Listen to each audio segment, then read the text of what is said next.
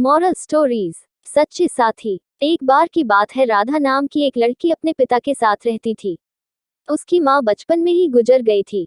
वह अपने घर का काम करती फिर कॉलेज जाती थी। कॉलेज जाते समय वह रोज रास्ते में एक जगह पक्षियों को दाना डालती थी। उसके घर में भी 2 पक्षी थे, उनको भी वह रोज दाना डालती थी। एक दिन उसको पक्षियों को दाना डालते जमींदार के बेटे ने देख लिया।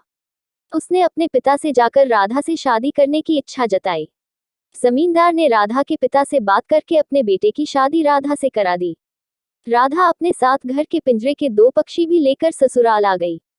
वह उन पक्षियों को रोज दाना डालती थी। राधा की सास को यह बिल्कुल भी पसंद नहीं था। वह उन पक्षियों को परेशान करती थी। वह उनका दाना पानी जमीन में फेंक देती थी। एक दिन राधा की सास ने पक्षियों का पिंजरा ही जमीन पर फेंक दिया। उसे यह करते हुए राधा ने देख लिया। राधा ने मना किया तो उसकी सास ने राधा को ही डांट दिया। इन सब बातों से राधा परेशान रहने लगी।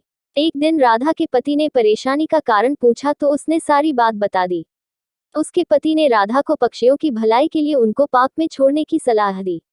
अपने पति के कहने पर राधा ने उन दोनों पक्षियों को बाकी के पक्षियों के साथ पार्क में ही छोड़ दिया।